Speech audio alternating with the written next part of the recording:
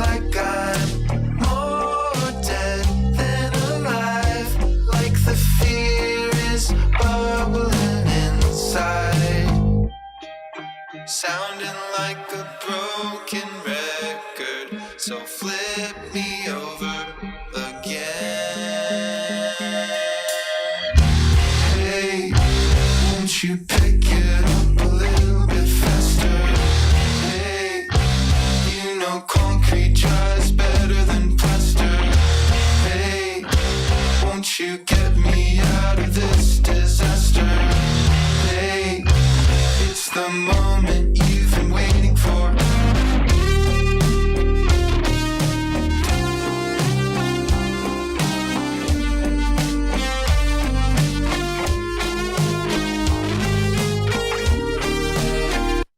Who's friends with all the night dreamers talking to you at night?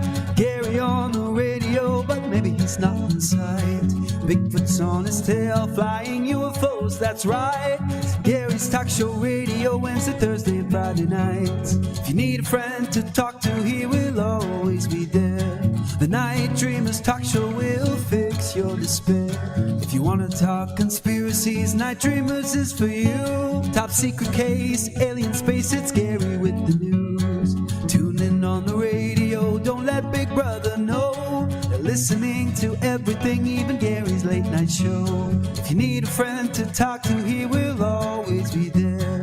The Night Show Dreamers talk show will fix your despair, because Gary's talking to you at night.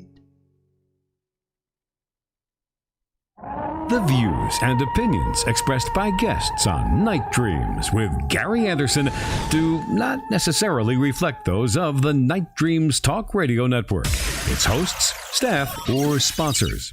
This show is for entertainment purposes only. Listener discretion is advised.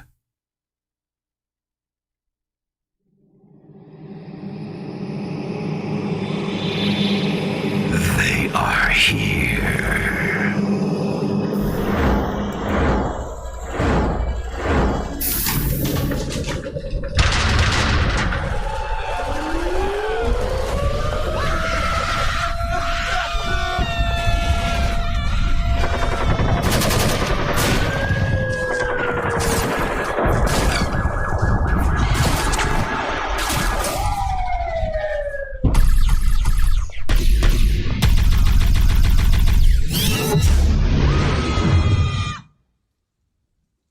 You are tuned into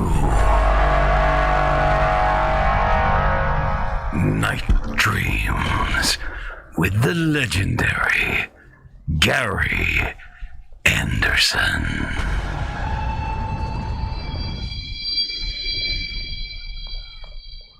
Well, it is April the 18th, and you know what, JC? The weather here down in the Puget Sound area, that's the Seattle-Tacoma area, is so beautiful the last couple of days. I was really excited maybe to go do something tomorrow. Guess what? Rain! And back in cold weather. Well, guess what? It was 80 degrees here today, but it started out in the 40s, so that's like a 40 degrees swing in temperature in a few hours, but it got hot out. I mean, it was like a summer day here. It was incredible. Yeah, but this is April. You know, it's weird about earth changes is really going on, and people just don't realize it. Oh, I know. I know. Hey, at this rate, and it's showing 70s for the rest of the week, so maybe I can get my tomato plants. I don't know. You never know what the weather might be like in May. Hey, let's play a letter here that I had Eric do from one of the listeners. We've been getting flooded with letters now. Oh, a lot of good stories coming in. Real encounters. Oh, yeah. Let's listen to this one. Hi, Gary. I'm a big fan of Night Dreams Talk Radio. I've been listening for a while now, and I've noticed that some people have shared stories with you through your website about encounters with UFOs or even abductions. Well, I've got one of my own. My name is Joycey Collars, and back in the early 2000s, something happened that my husband Dwayne and I will never forget. We were out camping near Mount Shasta. It was early spring. The skies were clear, and the campground was nearly empty. Around 3 o'clock in the morning, we were both jolted awake by this strange mechanical winding sound hovering above us. It wasn't loud, but it wasn't subtle either. At first, we thought it was a helicopter flying low over the forest, maybe part of a rescue or something. But the sound wasn't quite right. It wasn't a chopping or whirring sound. It was this vibrating hum, almost musical, but very unnatural. The tent was lit up like daylight. We scrambled outside, and when we looked up, we couldn't believe our eyes. There was a massive, bright, circular object, maybe 125 to 150 feet wide, just hovering silently above us. It had flashing lights of every color, red, blue, green, even a soft amber, and the air around it felt charged, like just before a thunderstorm, but heavier. We stood there frozen. It hovered in complete silence for what felt like 3 to 5 minutes, and then, bam, it was gone. It didn't fly off like a normal aircraft. It just shot out of view, straight up like a streak of light. No sound, just gone. Twain and I didn't say a word for a long time. Eventually, we crawled back into the tent, not knowing what else to do. We didn't sleep much after that, and honestly, we've told very few people over the years, not because we weren't sure of what we saw, but because we didn't want anyone thinking we were crazy. But your show gives people like us a place to share, so I wanted to thank you for that, Gary. Keep doing what you do. We're loyal listeners, and we'll keep tuning in. Just know there's something going on out there. And that night near Mount Shasta, we were under it. Joycey Collars, somewhere in Oregon. To which we added this response. Thank you, Joycey, for sharing that with us. We added a photo to give the viewers an idea of what you saw. Keep listening, and thanks again. Gary.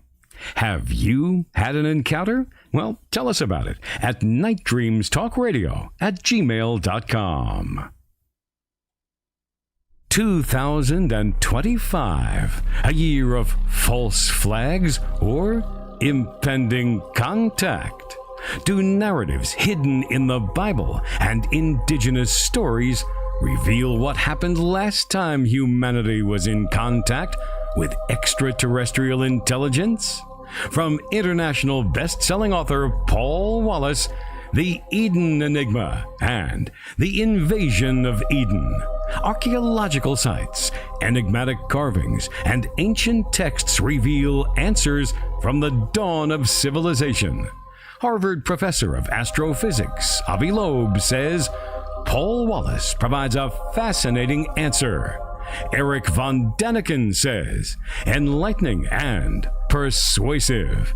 The Invasion of Eden and The Eden Enigma. Available now on Amazon. Well, Paul, welcome to the show. How are you doing tonight? Gary, I'm going great, thanks, and it's wonderful to be back with you again. Well, this new book you came out, how long did it take you to write this one? Oh, well, pen to paper, about a year, but it relates to research that's much older than that. But the thing that sparked it was a research trip to Turkey with Matthew LaCroix scouting for his new movie. And when I went to the sacred sites there and looked at what the Urartian people from the Bronze Age had left behind, I realized, oh my goodness, I've got to spend some time here. I've got to drill down into what their testimony is, because I think it speaks to contact just on this side of the most recent ice age. And that's where I go in the Eden Enigma.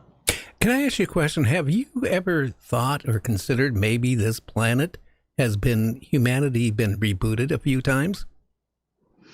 Yes, I think we've been tweaked a few times. I think planet Earth has been a curated planet for a long time. In fact, curated since before the time of Homo sapiens.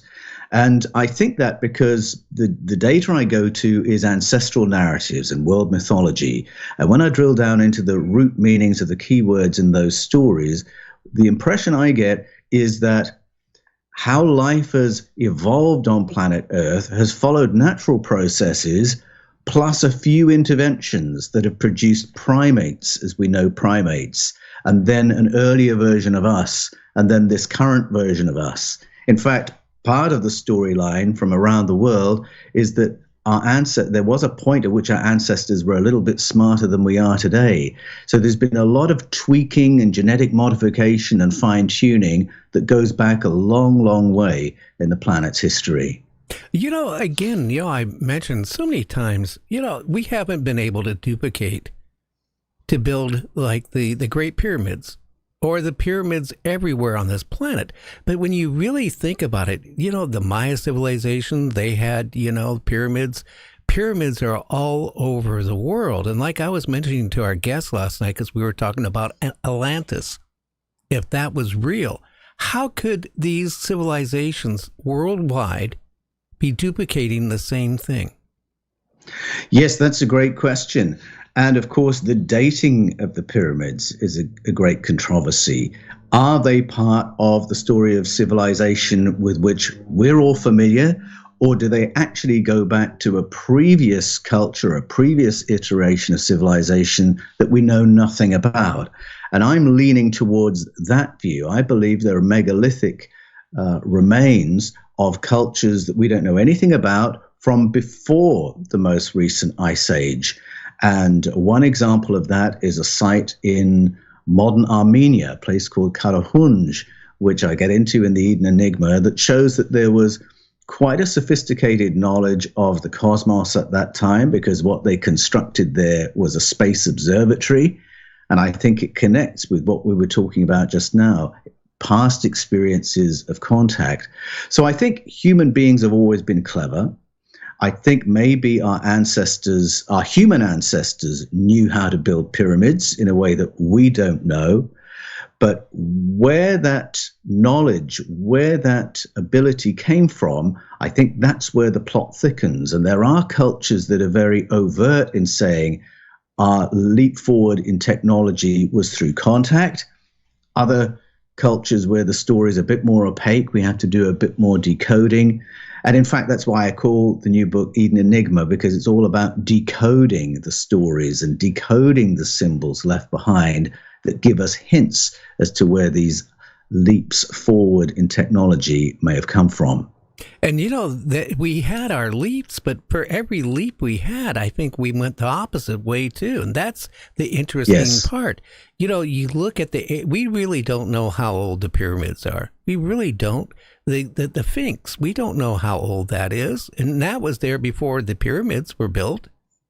I mean, yes, that's right. And you mentioned Plato. Plato believed that every 5,000 years or so, something will happen on planet Earth that is so cataclysmic that it will knock civilization back, often to a virtual zero. So we have to redevelop all this knowledge and culture and technology afresh.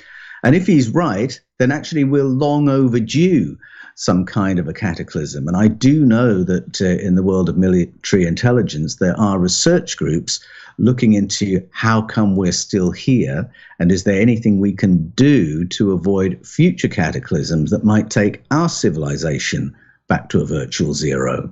Yeah. And, again, when you think about that, it's so many different things. I really think from the dawn of humans on this planet, one, I don't know if we evolved because, again, we keep finding things that kind of like, well, everything that we're taught in high school and college, throw it out now. And we already come to the conclusion that humans are way older than we even thought. And that is interesting. Yes, that's right. I mean, certainly the story of evolution is far more complex than you or I would have been taught in school, and the emergence of humanity far more complex. I mean, when I was at school, apparently you could draw a very simple line showing the gradual advancement in primates leading up to modern humanity, each iteration getting a little bit cleverer and better looking. Now we realize that Homo sapiens had a lot more hominid company than we previously thought. We've got the company of the Chinese dragon people. We've got the Denisovans. We've got Homo floresiensis. We've got Neanderthals living among us and interbreeding with us. It's a far more complex picture. Gigantopithecus would be another example. And it explains why in our ancestral narratives we have report of all kinds of sizes of people. Our ancestors talked about little people. They talked about giants. And now we realize, yes, actually, that is part of the human story. So that's got far more complicated. And when you then look into the causation for adaptation in the fossil record, the succession of species, the old explanations of evolution don't quite work. That now we understand that there are groups of codes that belong together to produce an intact, functional species, and that these seem to pop out from nowhere because evolution knows where it's going, because these codes belong to one another. And so the plot thickens. And when you look into how we differ from the other primates, there are clues that some of these changes were not through natural processes, they were through design and external intervention. I think we were modified with the DNA. Yes, that's right. And our ancestors had various ways of saying exactly that. They had their own language of hybridization between the powerful ones and our Homo sapiens ancestors to produce a new strain of humanity. That story is told in the stories from out of Sumer and Babylonia, from Mesoamerica, in the Mayan story. It's there in the biblical story, in the Hebrew, if you drill down into the root meanings. And this story of tweaking through what we would now call gene splicing can be found in cultures all around the world. It's there in Norse story, it's there in Vedic story, African, Australian story.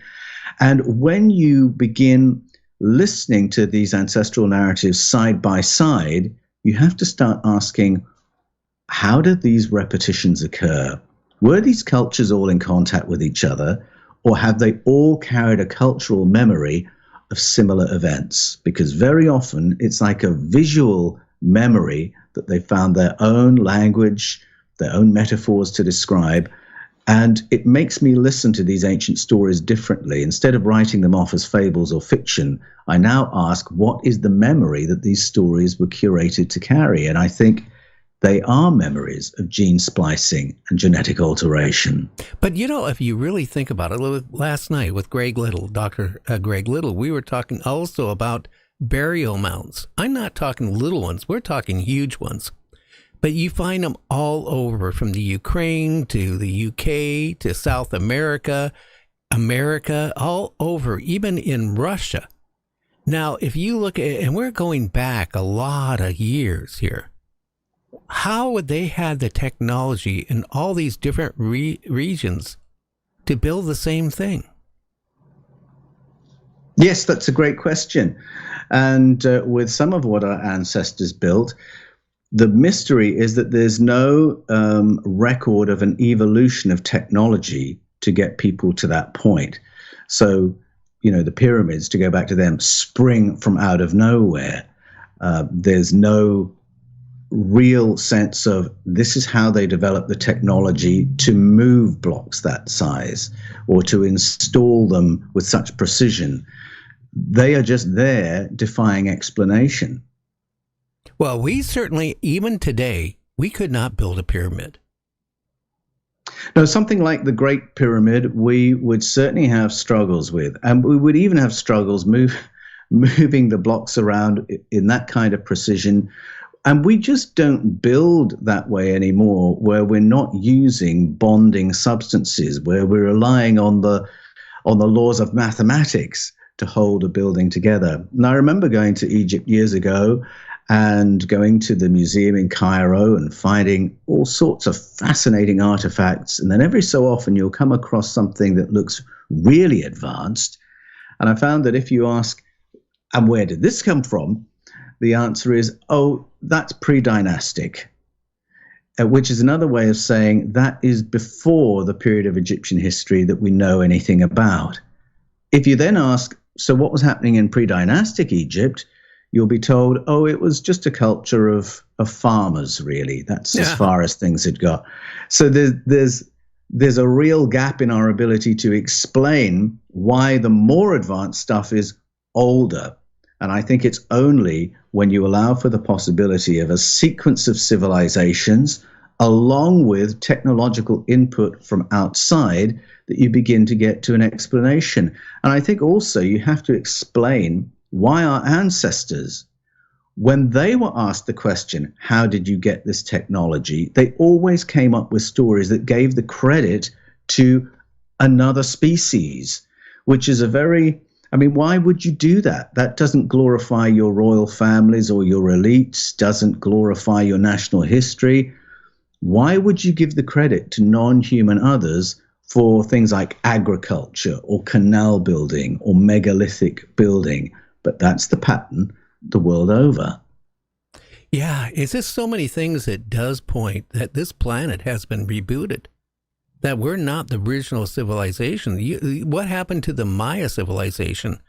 Maybe they, overextended themselves with farming and destroyed the soil and then moved on. I don't know.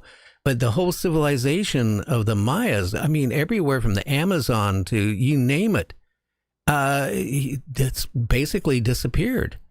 Their civilization did. Not just that, but if you really even go back, there's all places on this planet. It looks like drawings in the desert, drawings up on mountains that look like. Oh, for sure. Yeah, it looked like no way they would have the technology back then to do what they've done.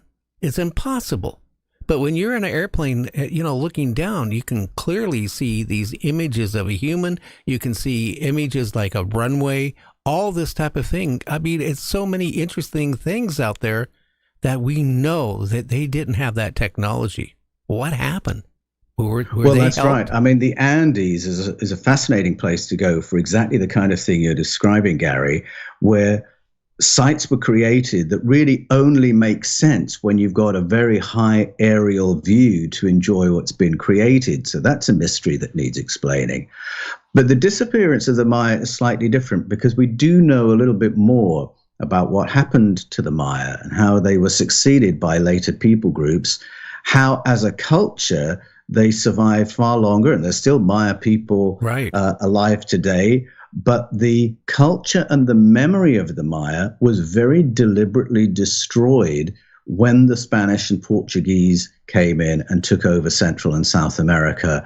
And the written heritage of the Mayan civilization had survived. It was a literary culture, and their works of literature were still to be found in libraries in Central and South America at the time that the Spanish and Portuguese arrived, and those libraries were incinerated.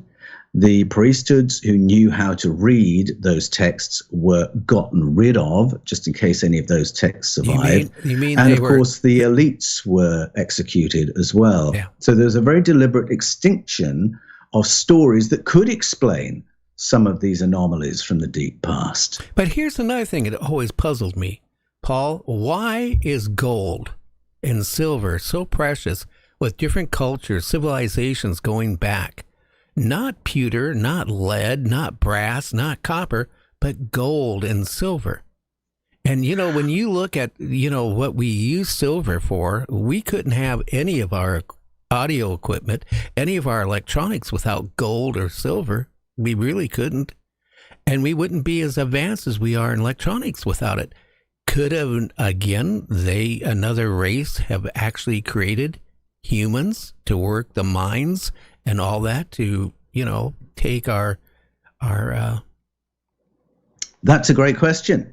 Gold and silver are valuable for technology, but they're also very valuable for health as well. Right. Gold but if you read the book of Genesis, it kind of pops from out of the blue that the land being described around Eden is valuable because you can get gold there.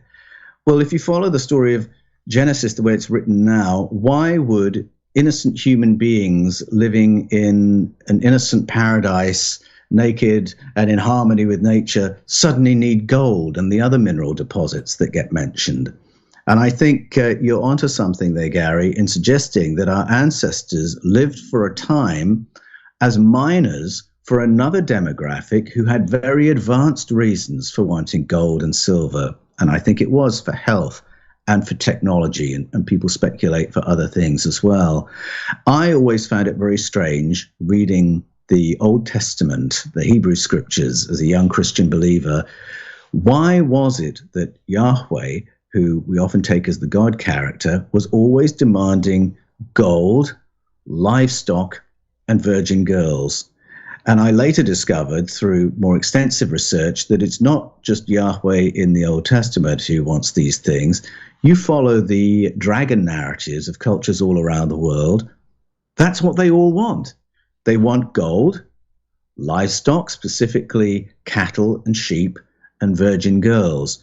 And so, again, why? What's the purpose of that? It gives away straight away that we're not looking at stories of God or divine beings. These are very flesh and bone characters who've got material needs that our ancestors had to provide. And to go back to the Mayan story, it's very direct in saying there was a moment when the feathered serpents, the advanced beings in that story, said, let's create the human species to do the heavy work for us and bring us our food. And that's the general pattern of these ancient stories, that we humans serve non-humans, bringing them all their supplies. And gold is right at the heart of what our visitors and colonizers wanted. But you look at all the different cultures all around this world, back in those time frames, they all talk about gods and sky beings. Yes, that's right. And very often their stories of origins begin with the arrival of the advanced beings in the sky. So if you listen to the story of the Edo and Yoruba people of Nigeria, their story of Osanabuwa and the sons of Osanabuwa is of powerful beings arriving in the sky and then rehabilitating a flooded planet. The same story exists in the Philippines. The Iroquois nation tell a similar story of a flooded world and then advanced beings rehabilitating it. It's there. If you read Genesis 1 carefully, it begins on a flooded planet with advanced beings arriving in the sky, hovering in the sky in this ruach, this wind-making machine, and then the land is rehabilitated. And that's an echo of what we find in the Babylonian Enuma Elish, with the descent of the gods from the heavens, who then separate the waters and go about creating the world with which we're all familiar. But so many of these stories begin that way. Advanced beings arriving in the sky. The Bible summarizes their arrival as the arrival of the Tseva Hashemayim, the airborne armies. And that's what frames all the stories of the Elohim, the gods, in the biblical story. And that's where my journey started into the world of paleocontact. Well, everybody is so into disclosure now. But if you really go back and you look at like the different texts and artifacts, of different civilizations, it's so compelling and a lot of evidence proving that, well, there was ET contact and influence on the cultures. Yes, I think our ancestors all around the world wanted us to know about contact, wanted us to know both the light and shade of it is because there are positive stories of contact from the deep past.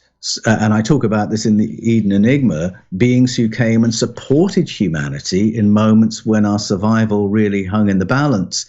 But then we've got plenty of other stories, the Hawaiian story of the Mo'o, the Hebrew story of the Elohim, that speak very specifically about an invasion and colonization, stories of exploitation. And I think that our ancestors believed we could not understand our present unless we looked at it through the lens that they were going to provide through these ancient stories. And I think understanding that there are non-human demographics who have strings to pull in international geopolitics and who have conflicting agendas for Project Earth, who want our future to shape up differently. And they they are in a tussle over those questions. I think if you don't understand there's that non-human layer, then what happens in the world around us becomes really puzzling and difficult to understand.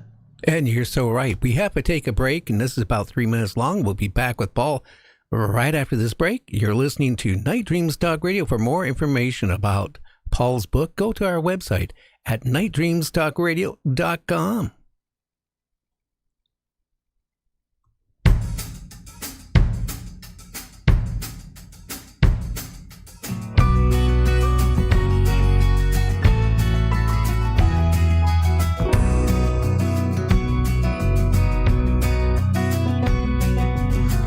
I had the world to give you, baby. I don't even have the time to tell you bedtime stories or to chase away the monsters from your mind. You know I can only give what I have.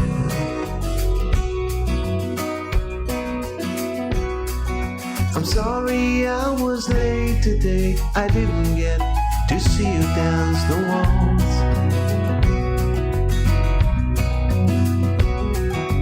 Spinning around the living room all dressed up in your mother's clothes. This is NDTR Breaking News. I'm Guy Ticker in the Night Dreams Talk Radio Network newsroom, interrupting this program with breaking news. Leaked government documents confirm underwater UFOs are real. It just came over the wire. In a shocking revelation, leaked classified documents have surfaced confirming what many have long suspected. Underwater UFOs, or USOs, are not only real, but they've been lurking in every ocean on Earth for thousands of years. Now, according to the documents, which, as I reported to you, just came in, and I am reviewing with you as we speak, sightings and interactions with these unidentified submerged objects have been meticulously recorded since World War II, with hundreds of military reports from naval fleets around the globe. These crafts reportedly defy known physics, outmaneuvering submarines and disappearing into the deep with ease. One chilling entry here reads, quote, "Object accelerated from 0 to Mach 10 underwater, disappeared beneath the Mariana Trench," close quote. Governments have remained silent until now. The truth is out there, and apparently it is wet. Stay tuned for more developments as they come in. I'm Guy Ticker, Unseen News in the Night Dreams Talk Radio Network newsroom, where the truth surfaces eventually. We now return you to your regularly scheduled program, already in progress. This has been Breaking News on the Night Dreams Talk Radio Network. Stay tuned to your local station for further updates. Time slips. A haunted office building on a haunted street. A haunted coal town. Mysterious black cats. Unexplained light anomalies. UFOs, UAPs in the air and on the ground. Bridges in liminal spaces. Cryptids, shamans, and a werewolf. Disclosure. You don't need a ranch in Utah. All this and more happens in rural southwestern Pennsylvania. Now available on Amazon from author Kevin Paul. Politics and the Paranormal in Greene County, Pennsylvania. Read this captivating book as soon as you can by author Kevin Paul.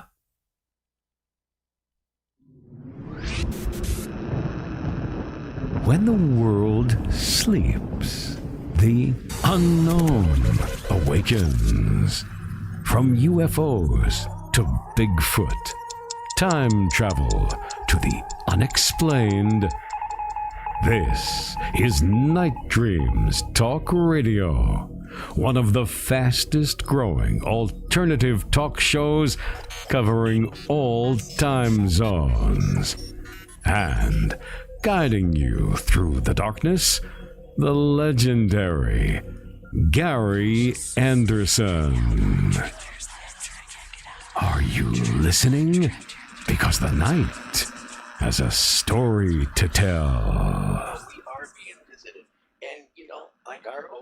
And we are back with Paul. You there, Paul? Yes, I'm still here. Yeah, when you really think about all these things here, about encounters, with the gods, the ancient civilizations, there was a god, fire god, the god of the mountain, the god of this, the god of that. But where did they come up with gods? Yeah, that's a great question. I think when we use the English word gods to report the stories of other cultures, we generally distort what they're telling us. So, for instance, if I give the example of the Urartian people whose culture I explore in the Eden Enigma, they talked about beings called the Tingir, and traditionally would say, oh yes, they were the gods of the Urartian people.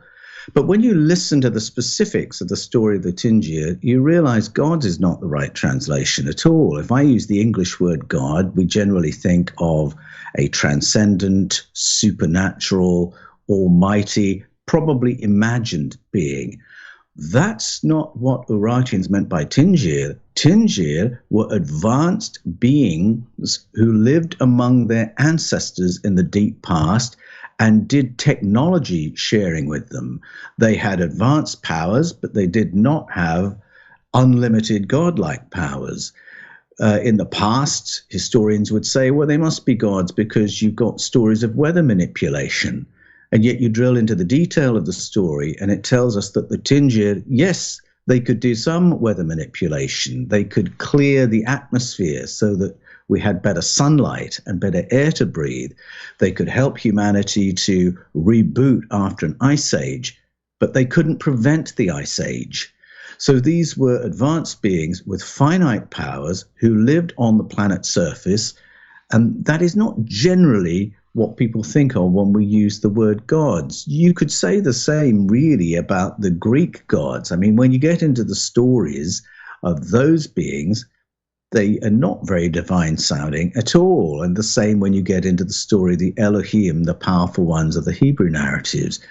The word Elohim has often been translated as God or gods, but the root meaning is the powerful ones. And the same with the genies of the Neo-Assyrians or the Anunnaki of the Babylonians. These are finite, flesh and bone beings similar to us, but with better technology. How far advanced do you think they were? Well, I think when we listen to some of the ancient stories, not as advanced, certainly as the word gods would imply.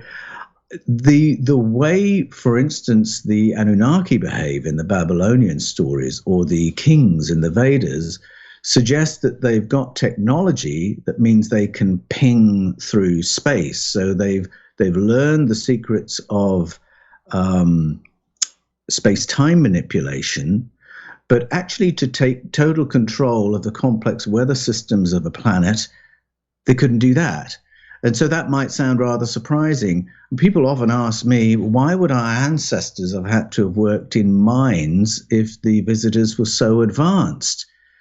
Well, perhaps they weren't that advanced. Perhaps they had the technology to get here, but still found that a living crew working in a mine was better than any machinery they could create while they were here.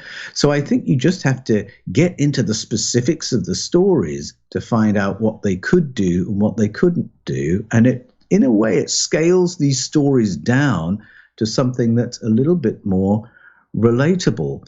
And certainly morally, I mean, we talk about advanced beings. That doesn't mean they're morally better than us. It just means they had the tech to get here. And it's a little bit analogous, I think, to what has happened when empires have invaded other people's countries. They're able to do that because they've got better technology, better ships, bigger ships. They've got more guns. but it does not mean that they're omnicompetent or that they're morally better than the people whose country they've just taken over. And I think our ancient stories of colonization really are analogous to that. Well, again, so many people I've interviewed for the years, many years, that is, when it comes down to, they always say ETs would never hurt mankind. They would never do this or that. They're not a warrior race. But I look at humans from Cain and Abel, and I say this so many times on the show. What did they do? What did one brother do? He slayed the other brother. And we have been slaying each other ever since. We haven't stopped. We figured out better ways, faster ways, and more horrid ways to, get rid of people if we don't agree with their thoughts. That is scary. And I really think that even if we are being in, how can I say it? Having influence, being investigated by ET, aliens, whatever you want to call them. Yeah, I still think that they probably grew through the same type of cycle we have. And how do we know that they haven't got rid of it? Well, that's right. And I think, again, if you listen to the kaleidoscope of ancestral stories around the world, you will hear a spectrum of experiences being described. Certainly, there are advanced beings who came with a very nurturing approach to their relationship to humanity. So that would be Ashari in the Babylonian story, Asherah in the biblical story, and Mbabwana in the Zulu story, who came to help our ancestors learn agricultural science and so become a settled, specialized society, able to create a civilization. These are lovely, positive stories. But we do have other stories that are much more brutal than that. And certainly you get into the stories of the Elohim and Yahweh in the Hebrew texts, and you've got stories not only of colonization, enslavement, exploitation, but you've got mass violence and the brutalism of the way in which our ancestors were governed, according to those stories, is really shocking. And I think you're right to hint, Gary, that we have learned to take over other people's countries and govern our own, patterned on those kinds of experiences. I mean, I think it's lovely to think that aliens would never harm us, but I think the truth is, if we listen to our ancestors, some wouldn't and some would. And that's why there's a Sky Council, according to the Hebrew scriptures, the Ba'adat El, the Council of Powers. There is a plurality of agendas. These visiting demographics conflict with one another over how many human beings there should be, how long-lived we should be, what access we should have to food, water, medications. These seem to be perennial battles when we listen to the ancient stories. And it's not just ancient stories. If you take seriously the testimony of Brigadier General Haim Eshed, who for 28 years was Israel's chief of space security. So that means it was his job to know if we were in contact and his job to know if there was any kind of a threat. He said on the basis of his 28 years of privileged information, he understands that we are already in contact at a covert level and that we are in collaboration with some demographics who are wanting to see if we can replicate their technology and so become citizens of the galaxy. But that's only one part of the picture. There are other demographics who just want to exploit the situation on planet Earth. And I think it's the same today as it ever was. And I take him seriously as a contemporary source because he's been under house arrest since he made that press conference. And I think that gives a bit more credibility to the things he had to share with us. Well, do you think that the governments, the world governments of all these, of all of the world, and even religious institutions, are suppressing the knowledge in our true history? Absolutely. I mean, that's why there's been this stoush between members of U.S. Congress and the kaleidoscopic community of U.S. military intelligence to try and get some accountability as to what information there is regarding current contact. How far forward are we with the legacy program, reverse engineering materials that are retrieved from UFOs or UAPs, to use the modern word? There is this stoush going on as to, shouldn't we be told? Is this really a matter of national security that we all be kept in the dark about this? And yes, there's active suppression. Our ancestors tell stories of active suppression of information. You look at the history of imperial conquests, there's official suppression of indigenous information regarding contact. Yes, I think that is the perennial story, contact and suppression of the fact. Have you had any backlash of any of your books you wrote from different organizations, religious groups, governments? Not from organizations that I'm aware of, but I get a lot of pushback from individuals, particularly within religious communities, almost on a daily basis. And generally, it's just people being very aggressive because I'm asking them to go back to their texts and have another look and ask if we've got that right and if there's a layer of story that we've missed. And some people, if you question their fundamental truths, can get quite nasty. And I do get threats of violence. I've had a couple of death threats. And certainly through the last few years of writing the Eden series, we as a family have certainly had to heighten our security to respond to some of the threats that we've received. But it's not come from organizations, and I haven't had any visits from black-suited individuals telling me to discontinue what I'm doing. And I think the reason for that is that I think the authorities are happy for there to be a little bit more information out there about these things, almost as an insurance policy against full disclosure.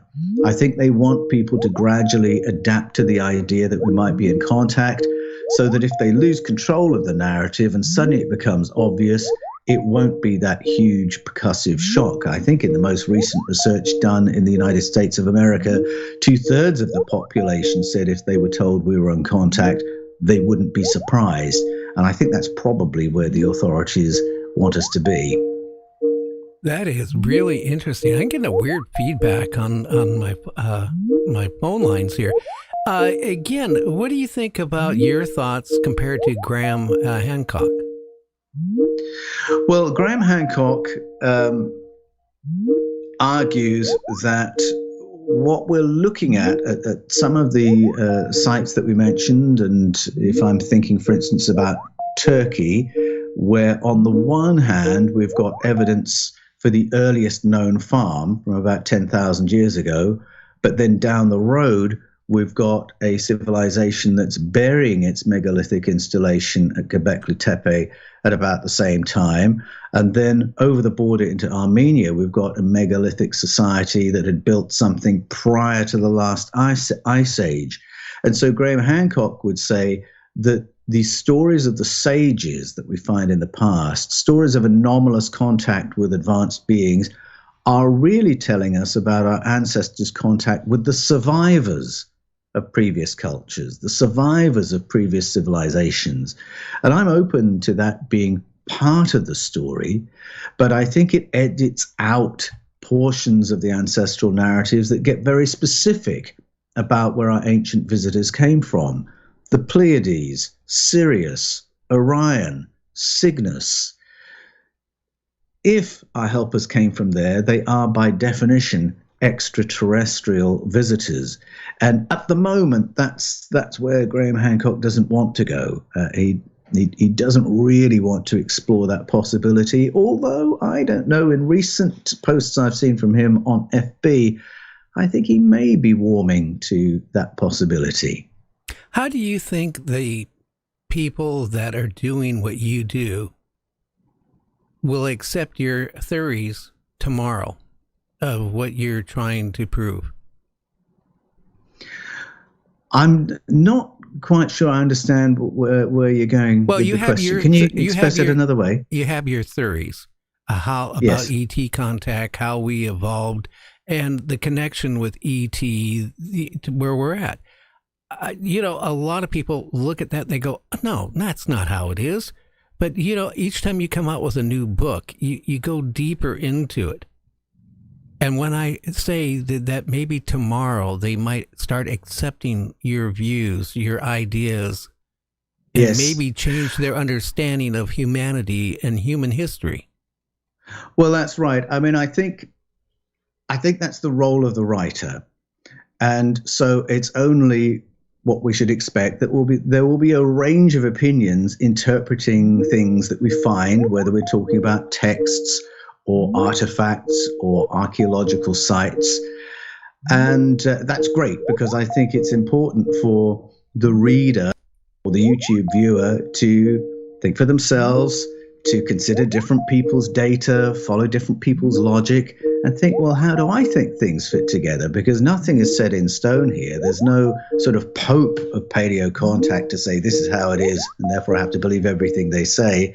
But I think the writer's job, certainly how I see it, is to push the conversation forward. And I think tenured academics are sometimes a little bit conservatized by the processes of peer review.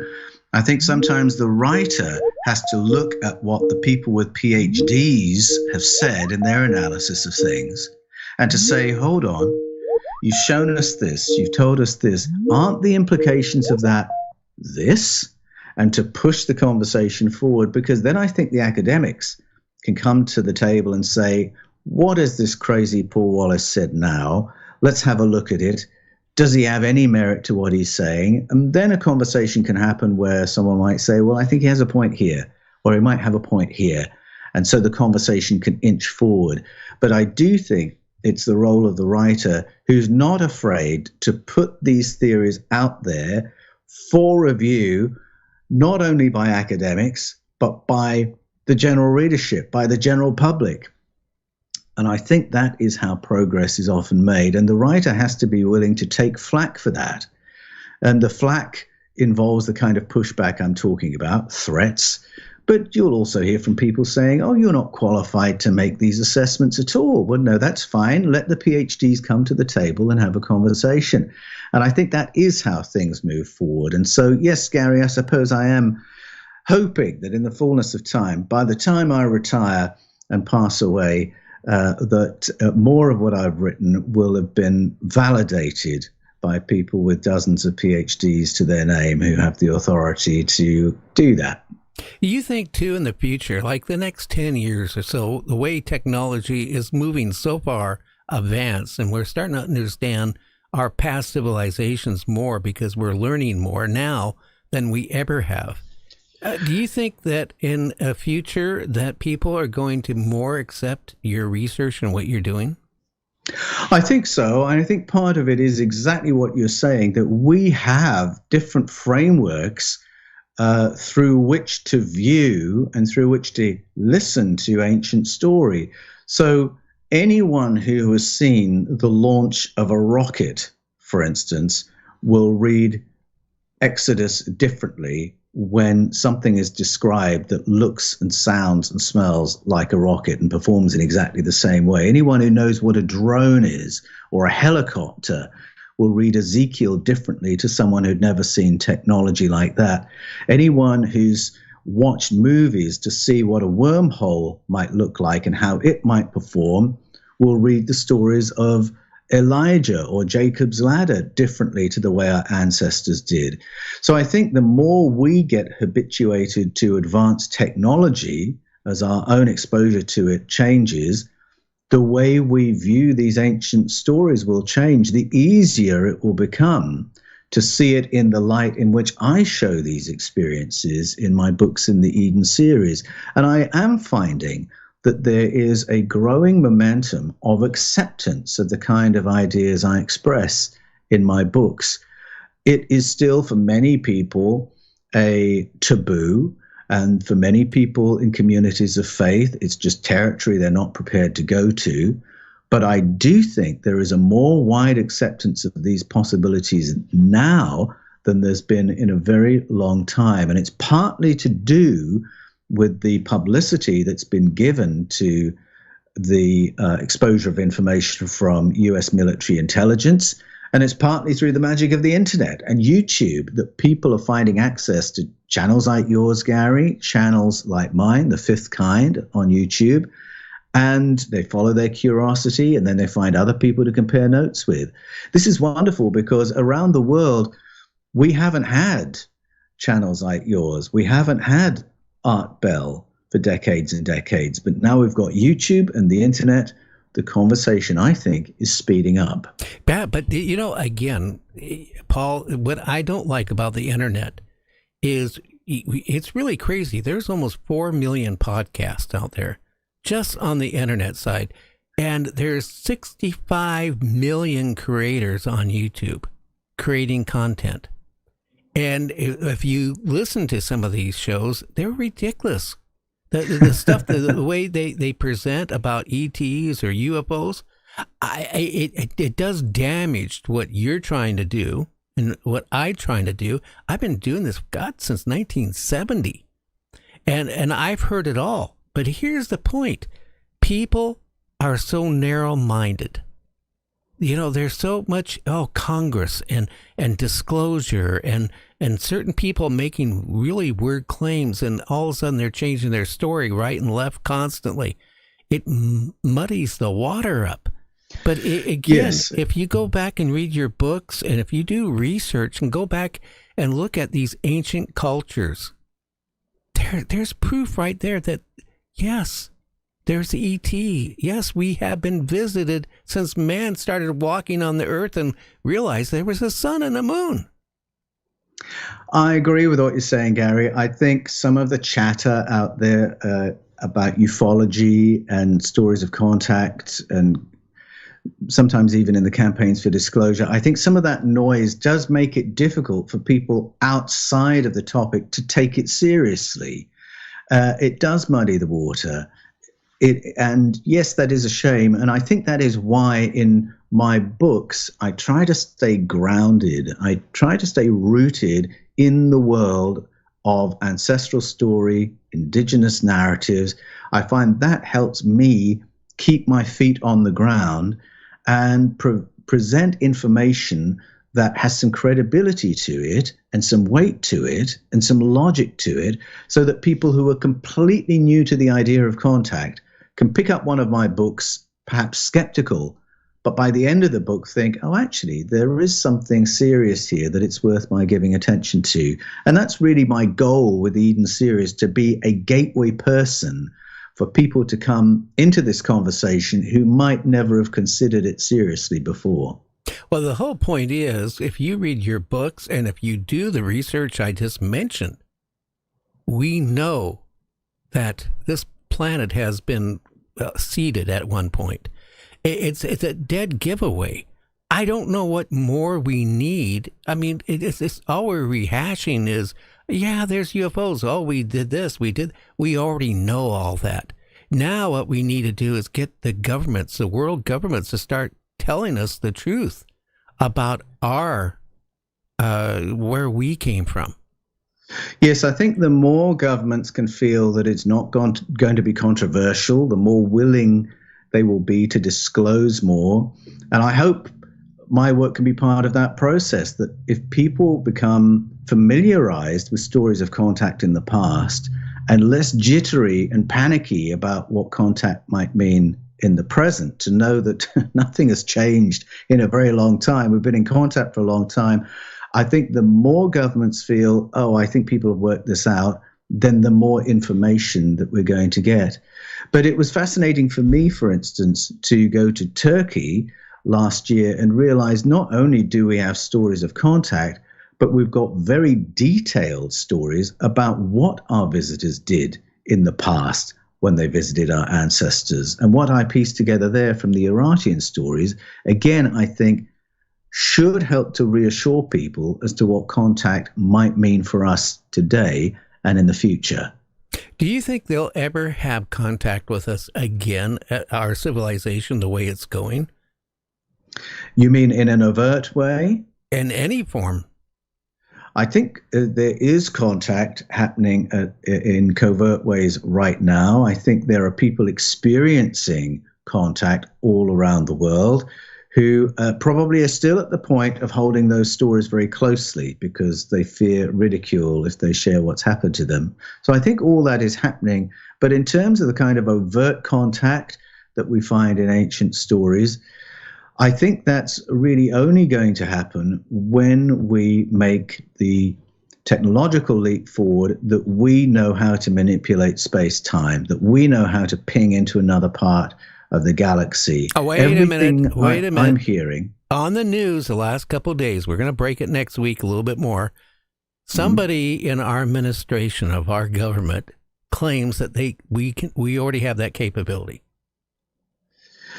Yes, I don't believe it. My impression from the research I've done is we have access to that kind of technology, but I don't believe we're in the place where we can replicate it on our own. And I think that's the bar we have to cross before the rules of engagement change. That's scary when you think about that. Yes, it is. And it's scary when you ask the question, who's in on this? Who's representing us in the decisions that are being taken and in whose interests are decisions being taken? And this is why I feel it's better for the public to know more, because the more the public knows, the more potential scrutiny and accountability there is. But as long as the public are in the dark, I think that's supremely disempowering. Now, a final message. What do you want to tell listeners out there? First of all, read The Eden Enigma, which is my latest book, because I think it actually is very reassuring to say that the only reason we're still here as Homo sapiens on a volatile planet is that we've had help. We've always had help available. Help has always been at hand, and is no different today than it's ever been. So I think we need to allow ourselves not to panic if suddenly there's evidence of contact going on. I don't think we should live in perpetual anxiety about invasion, because the contact we're in has been very stable for a very long time. And I think people ought to find curiosity on this topic and every topic motivating and exciting, not to live in a perpetual state of, oh my goodness, what's going to happen next. How can they find your books, and how can they find your YouTube channel? Sure. On YouTube, you can find me at The Fifth Kind and the Paul Wallis channel. Go to Amazon and you'll find The Eden Enigma, The Invasion of Eden, and all my books. And if you want to get into conversation with me, I'm in the comments on YouTube every day. And for a longer message, go to paulanthonywallis.com, shoot me a message, and we can get into conversation. Any plans for another sequel? At the moment, I'm looking for collaborators to do a little bit of a world tour. There are 7 places I want to go where we will just meet the locals, drill down into the local lore about what happened there in the deep past. And the next book is going to emerge from those journeys and those conversations. Well, my friend, I want to thank you. You know, what time is it there in Australia right now? It's about lunchtime. Oh, well, then I don't feel bad keeping you up. Okay. Well, I want to thank you so much for coming on, Paul. And like always, you stay out of trouble, will you? Yeah, you too, Gary. And it's always a pleasure. Thank you for having me. Okay, my friend, you take care. All the best. Yeah. JC, what do we got with guests on the Saturday? Tomorrow we have Dean. Okay, give it a second for your microphone to catch up. Yeah, it's a little slow. Yeah, a little quiet too. Go ahead. Anyway, we have Dean Butler and Allison Arngren coming on. They're going to be on together. They were both on Little House on the Prairie. So that's going to be interesting. A lot of you might remember, Little House on the Prairie. I remember sitting down with my kids when they were little. We would sit down and watch Little House on the Prairie. And I'll tell you what, it was very wholesome type of TV, which we don't have anymore. So we got Dean Butler and Allison, which is a gas. I'll tell you that. She's going to be very interesting with our conversation tomorrow. I can guarantee you on that one, JC. Yeah, she's great. She's a bundle of energy, and she has great conversation every time she's on. And Dean, too, he's very Really nice guy and very knowledgeable. You know, Paul, the whole thing, his series of books, it makes you think. If you want disclosure, really, we have had disclosures going back for thousands of years. I mean, why do people need to hear disclosure now from the government? We already know that, that disclosure has been happening all through human, since they started walking on this planet. Oh, so true. Look at some of the old Renaissance pictures. It has UFOs right in the picture. Flying men flying and women flying on, not carpets. Well, of course, some of those pictures too. But with helmets on and this starcraft and all that. I mean, and we're even going back to the cavemen. The drawings on the walls of these craft and humans flying in the sky. If they couldn't, they had to see it because they wouldn't have just drawn it. And look at the Indian culture from India. They've talked about flying machines, and there was a battle with these beings and the flying machines. Oh yeah. So next week, who do we have? Next week we're going to have Matt Laszlo come on. He's kind of known as the UFO journalist. He's going to be good, and then. Let's see. Then we're going to have Paul Bartholomew coming on next Friday, and he's going to talk about Bigfoots and UFOs and all kind of exciting stuff that's been happening since the 1970s, documented from Whitehall, New York. So it sounds like we got two great shows next week. Again, it's very important. Please leave a comment on our YouTube channel. Give us a thumbs up if you haven't subscribed to the channel. That is very important. And make sure you ring that bell or click that bell so you're notified when we go live. And again, too, if you had an encounter with a Bigfoot, UFO, ET, hey, why don't you contact us? Don't go through the website. Just go to, your email and go to nightdreamstalkradio@gmail.com. That's nightdreamstalkradio@gmail.com. I prefer you go and send it directly to the email. That way, I get so many the other way, I can't even read them all. But again, I would like to hear your encounters and stuff with, UFOs, ETs, whatever. Yeah, we've been getting some good encounters coming in. My goodness, we're getting a bunch of them, actually. Now, our phone system is kind of messed up because Skype is going away here in about a week and a half. And as your subscriptions run out, depending on the month, they don't renew it because, again, Skype is going to be history. And it's going to be my teams. And that is what we're getting used to right now here very shortly of doing it. So it's going to be completely different for us. We got a different new call-in number, which I will put up on, it's already on the website, and that goes effect next week.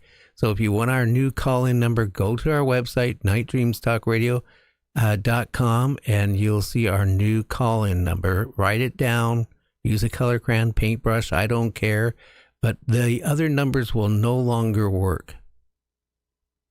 Yeah, it's going to be a whole new system, and besides, we're only a few days left. There's no sense renewing for a month. No, they won't let. I tried renewing it today. They won't let you renew it.